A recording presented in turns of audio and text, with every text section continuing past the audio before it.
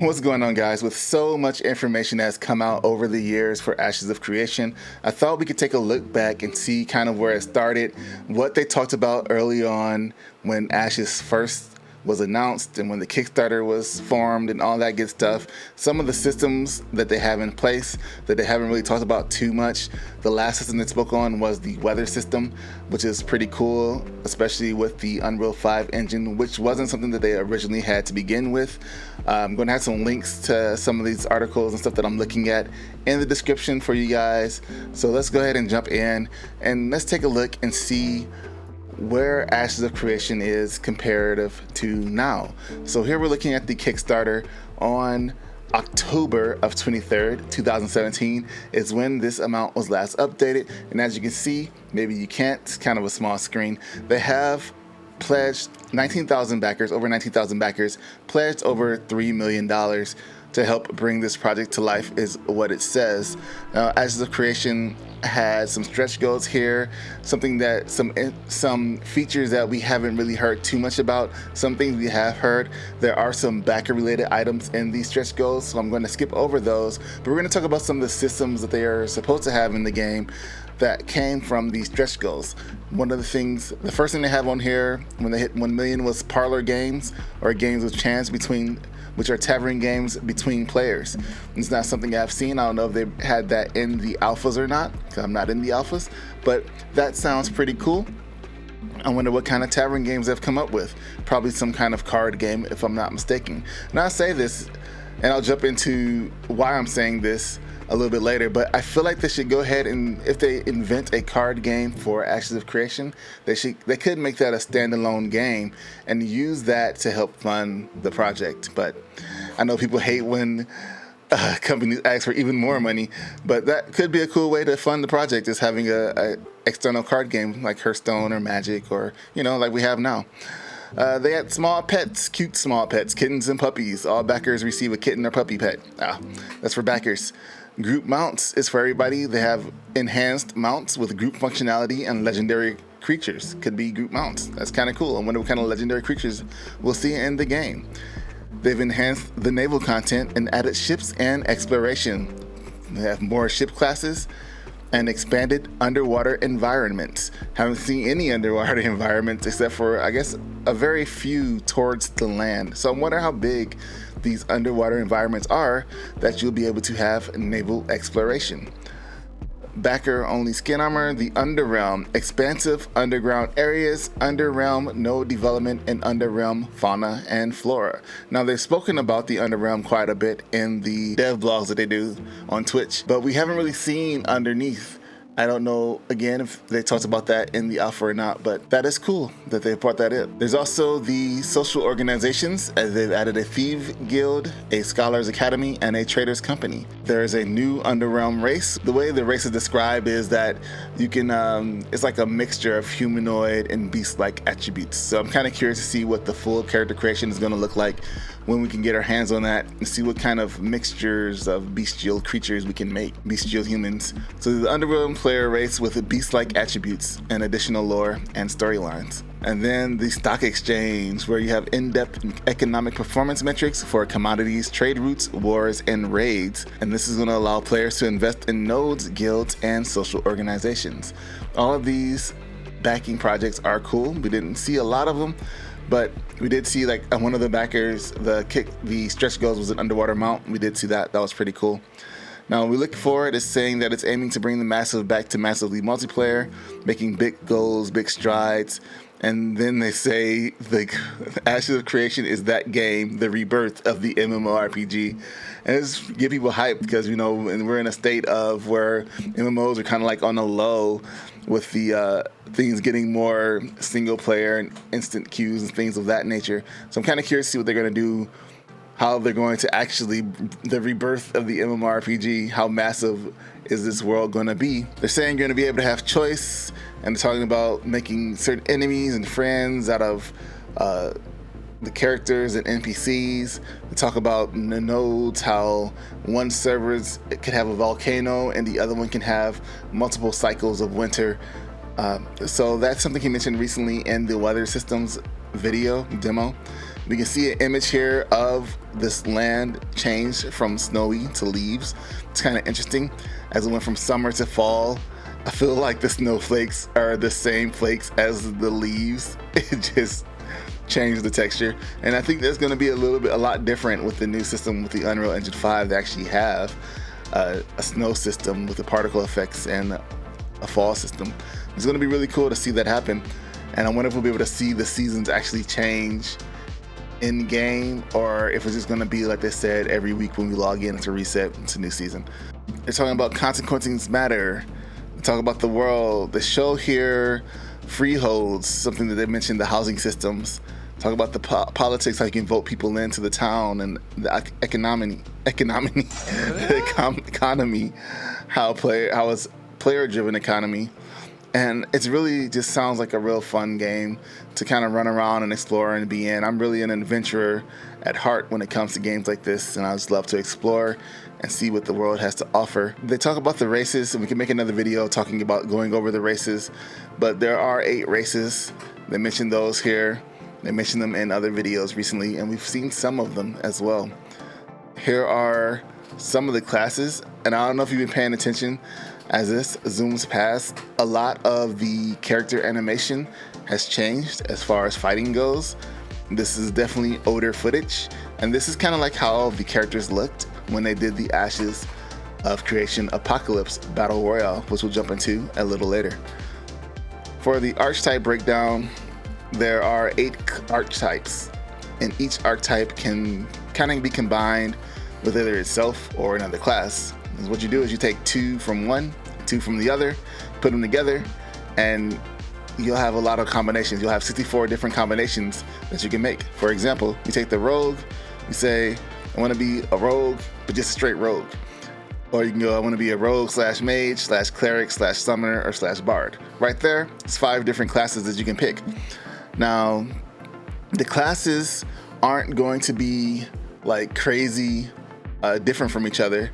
They're just going to be like a little bit off, right? Like these are just your standard classes. Your standard archetypes are just your primary archetypes right here. I'm like using my hand. You can't even see it on the screen. The standard archetypes is going to be your primary classes. And then these are just like little specializations pretty much, but the difference between each one is going to be huge. The classes are going to work in a rock, paper, scissors formation. So far, this might change, where one class is always going to be powerful than another class, and then they're going to have a class that's always powerful than them, and then that's how that's going to work. And they say balancing overall is more group focused. So they're trying to keep it to where like if you're going into like a giant raid, you're not picking certain classes because, oh, that class is better than another class at doing damage. They're all going to be like within small metrics of DPS to where it shouldn't matter that much who you pick. It's just a matter of the person's playstyle, if they're good or not, I would assume. So as we jump into here, we're jumping into the team. They talk about the experience, and then we have the rewards. Now, one of the rewards here, I haven't heard them mention, I might have missed it. It's called monster tokens. And the monster tokens are an item that enables players, this is what it says, I'm just reading it from the screen, that enables players to play as monsters within our event system. These range from playing with your friends as a horde of zombies all the way to a massive dragon yourself. Successful players will be rewarded with unique cosmetics only. Sounds pretty cool. Little horde zombie mode that you can play and be the monster. They did this in Lord of the Rings also, the Lord of the Rings online game. If you check this out, there's a like PvP mode where a player can play as a creature. It's kind of cool. The Phoenix Initiative that they show here on the screen is actually a secret hideout, hangout for certain backers and the devs, and that's where people can just hang out and chill. It's kind of like a social meet and greet type of thing, mixer. And then there's some more rewards, any design rewards and things of that nature. So a lot of these systems that we've talked about that they're here now, these are all systems that have been in place, talked about from the beginning of the game, and it's not because they have like new technology that they're like, oh, now we can try this. It's because they've always had these things planned. Now, of course, now we're jumping from Unreal Engine 4 to Unreal Engine 5, so it may make it a little bit easier to do a lot of these things. So from there, I kind of want to talk about the quest systems real quick. I noticed in the alpha that was last year that people didn't really know what the questing was in the game. I like the way the quest system is set up in Ashes of Creation. I like that it doesn't have these giant exclamation points and question marks everywhere, and that is visual. I hope they have some kind of accessibility options in there, because they're using a color-coded system to make it so people can easily see or increase the size of the text, any of that stuff. Just be able to easily see these words, because how they have it set up right now is that this is a color system. So right here we say Alpha 1 Early Quest Giver Nameplate Indicator, as opposed to maybe used in other MMOs where you see giant question marks or exclamation points. We've gone a little bit more subtle with the way that certain NPCs reflect their dialogue or quest availability. There's a slight shimmer that exists over the name and their color. Green represents quest logs, quest paths, and then gold represents the shops. And I really like that. I like that it keeps it really clean and minimalist. And maybe they can have it on like a mini map, as we can see up in the top right corner. Maybe they can have a mini map that kind of shows where these quest markers are. But I like that on the screen, it's all visual. You know, this person has a quest, you know, this person has a certain quest line, you know, this is a shop, and things of that nature. What I don't like here, what we're seeing the green and the shimmer effect on there. But if we look, this is Steven here in the front, right here. If we look, we see Steven with the same color green, and I think that might be a bit confusing, is figuring out who's a player. You know, Steven and Luperza, they're green. The man with the glorious pendant has a shimmer, but it's also green. So you're like, what? So I hope they fix that a little bit, change the colors around so that our name colors are different. Maybe a nice blue color, like the one floating above me up here somewhere, or in this XL down here. That would be a good color to have for your name, that nice blue color. All right, so that was classes. We talked about questing system. Let's talk about Ashes of Creation Apocolypse. So Ashes of Creation Apocolypse, and if I could find the trailer or a video or something, I'll have it on the screen right here. It's a battle royale game that was made by Intrepid as a way, from their words, to test out the battle system, the combat system of the game, get that down, and then they'll be able to implement what they have there into the full game. A lot of people were kind of upset with this because it's been about 2 or 3 years since the Kickstarter backed. The Kickstarter said it's supposed to come out in 2018. For all of us that's familiar with Kickstarters, especially by now, the release date on a Kickstarter is never the actual release date of when something's going to come out. But because Kickstarter was fairly new with games, when it says 2018, people were like, what, they're going to make this in a year? 2018 came, they got Ashes of Creation Apocolypse, and everybody was like, oh no, hold on one second. I think I still have some email. All right, so here we go right here. So this is an email from September 24, 2019. I did not get a chance to play this because I had so much other stuff going on, and I'm so sad that I missed it.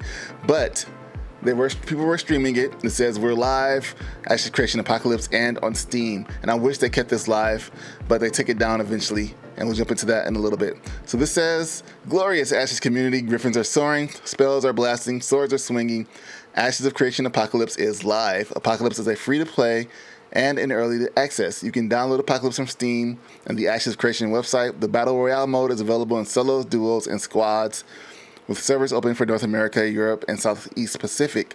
Early access will allow us to gather valuable feedback and data from our community on the key systems that are essential to the Ashes of Creation mmorpg, whether that's action combat, game performance, network infrastructure, user interface, or overall player experience.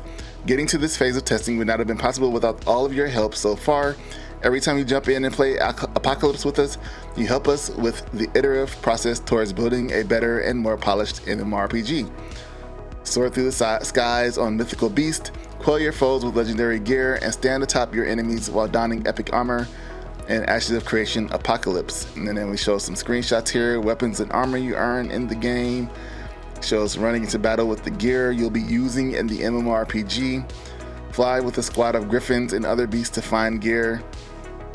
There's a download, there's like some key bindings here talking about how to play it. They have known issues, patch notes, a FAQ, a Steam FAQ. They really went all in on the Ashes of Apocolypse game, and it's really crazy that they decided to not pull this up. But it's really not that crazy. I feel like there's a lot of flashbacks. I don't know if this is meant to be temporary, but I feel like there was a lot of kickback on Ashes of Creation Apocolypse on how this was not the game that people backed. And they had people buying cosmetics. They had the cosmetic shop open where you can buy embers and buy cosmetics, with the idea that those cosmetics that you buy will be able to be used in the full game. Now, with these combat systems changing, they've made a lot of changes to the combat system, and they're still tweaking it and working it. I feel like they should go ahead and just bring back Apocolypse. Let people go ahead and try out the combat, have fun with the combat, deliver more feedback. There's more eyes on the game now. So I feel like more people would jump in just to get the chance to be able to play something that's not the mmorpg, just to get their hands on this world, this universe, and see what it's about. Kind of funny that Paladin just put out a shotgun, but whatever. But this looks really cool, right? I've seen people play it. People had some issues with it. There are people that liked it and people that didn't like it. But that was Ashes of Creation Apocolypse. All right, so here's the Steam page for Ashes of Creation. As you can see, mostly negative on the reviews. If you can't see it, it's red right here, so it's not really much to really look at. The red is mostly negative. 826 reviews, mostly negative. And a lot of the people that have issues with it, it's issues with the monetization of it, because they feel like at this point in time, Intrepid Studios is being kind of greedy. And we kind of see that now with how they still offer the packages for getting the game. People kind of feel like Intrepid's still asking for money. If the game was already backed or you still have all this money, why are you still asking for money? This is something that keeps going on. People also didn't really like the combat in here. They all had bad feedback for it. It didn't work most of the time. They had expensive cosmetics, $20 for mounts, $25 for stores. I think it says right here, 20-pound mount, 25-pound bundles for weapon skins, a monetized battle pass. You can buy your way up Fortnite style. And let me tell you, this game doesn't deserve to be selling cosmetics yet. It's a buggy mess. So there's a lot of people, if you guys want to go ahead and look on and read the reviews for it, go ahead. There are some good ones in here. Some people did like it, but like I said, there were a lot of people that really didn't like it. As you can see, mostly negative. With that said, I think that was one of the reasons why it got taken down. I think it was always also planned to be taken down, but if it was more popular, I feel like they would have kept it up, and that would have been the way where people could have brought in some more money into Ashes of Creation that way. But I think with the extreme negative feedback, it actually pushed Ashes of Creation or Apocolypse out of the way, and now they're just kind of focusing on the game itself. But I think they should bring it back, or something like it back, so people can work with this new combat system that they have. This is a quick picture of the map that they released a while ago. 2019, they released the map. And then here we are, 2020 is when we started getting more information about when the next alpha was coming. 2021 was the alpha, and now we're in 2022 with a lot of cool updates and news and images. People have played the game. People seem to be generally more excited about it than they were in 2019 and 2020. Let's jump over here to the monetization of the game. Well, before we jump into monetization, I just want to talk about something real quick. Right now, Ashes of Creation is they're publishing their game. They're self-publishing it. They were always self-publishing it in North America, but before in Europe, they weren't self-publishing the game. They were going to go through my.games to do the European publishing of the game. And I wonder if that's where the person in the Steam review had the issues, and maybe the Ashes of Creation Apocolypse debacle is one of the reasons why they decided to split with my.games for publishing in Europe as far as that goes. So now they're going to be self-publishing in Europe as well as North America. And now they're fully free of publishers. And people were really happy that they split from my.games, because you know how some of these publishers like to work and try to take over, add extra things in, cosmetics prices that may be too high and stuff of that nature. Now we're going to jump into the more monetization aside from the Apocolypse, and that's going to be like the cosmetic shop. I seen a video earlier today by Work to Game talking about the game being sustainable alone on subscription basis, but that's not the case. The game is actually going to be using cosmetic shop and this Ember system that they have as monetization. As you can see in this one right here, that's $250. It says $100 in Embers, which is the in-game market price credits, and they specify no pay to win. So something they're very specific on.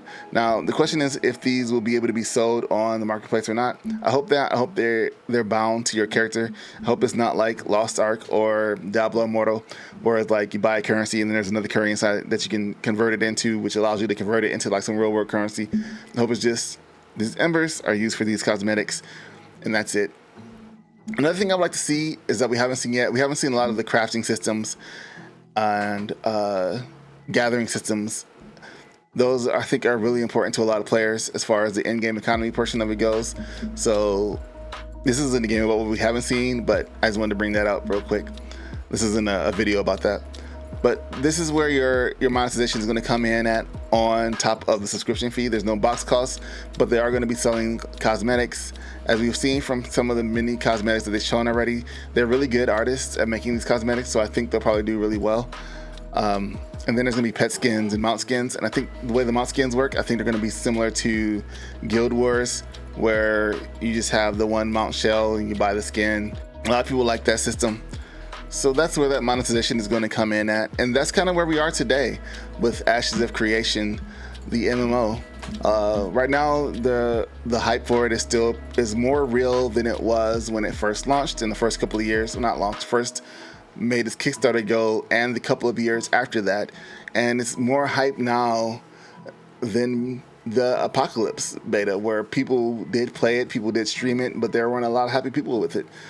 Now, I think with the new systems, like I said before, the new changes in the combat system, that they should go ahead and redo that. Just redo another Apocolypse or something similar to it. Test out their own servers, since now they have the European servers going on. Make sure they can handle a lot of players. And let people play this. Maybe not even add the cosmetic system, or leave it open to begin with. Test it out with the new Unreal Engine. I'm not a big fan of PTRs, but if there's a way somebody can do a beta test and it wipes, and they're not seeing new content before it comes out, like, you know, after the game's already released, I think that's fine as far as alphas and betas go.